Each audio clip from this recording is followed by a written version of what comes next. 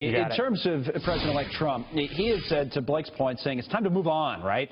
And he will have these meetings next week with intelligence officials about what's happened, but there are certainly questions about this hacking, and it's a big story. We have former CIA analyst Tara Muller with us, and but first of all, on the idea, this has been brought up to us, good to see you, Tara, the last couple of days on, do we have definitive proof now that it was indeed the Russians, they did it? This 13-page FBI report that was released yesterday, that should be good enough for everybody, including the president-elect, you think, or what?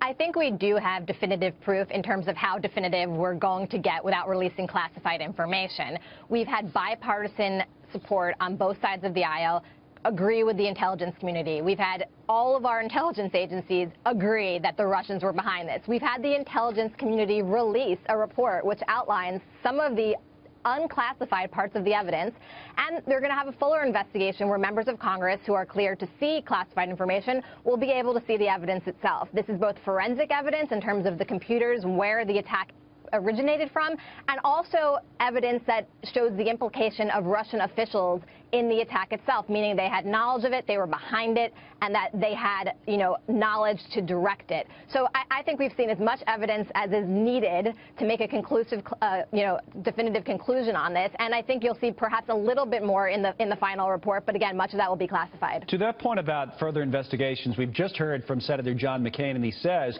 that he'll be holding a hearing to talk about cyber threats, and he's going to call James Clapper, the current National Intelligence Director, to testify, he says, at that hearing. How do you think this will be handled by the next administration? Because it looks like we're setting up for something of a clash between the president-elect and the soon-to-be President Donald Trump and people like John McCain in his own party, or Lindsey Graham, or even a Senator Mitch McConnell. I don't know if they see eye to eye in the Republican Party about all this. Yeah, it's interesting because the executive order yesterday put in place by President Obama can be reversed by Donald Trump if he sees fit to reverse it. Having said that, you have Republicans who agree with putting sanctions on Russia for this cyber activity.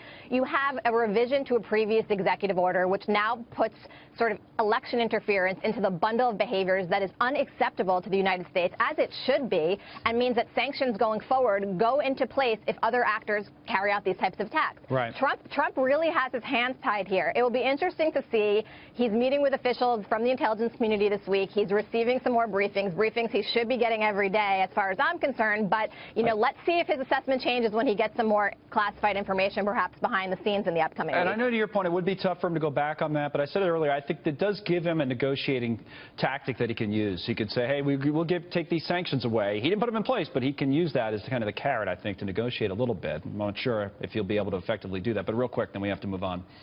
Sure. I mean, he could use them as a carrot, but he hasn't even really come out conclusively and sort of hard-hitting on Russia on these attacks. He hasn't really said he agrees with the confidence by the intelligence community. He hasn't said that he's reviewed the evidence and thinks Russia was behind it. He hasn't said that this is unacceptable to interfere in a U.S. election, in a cyber attack on our, email servers of election people running for office.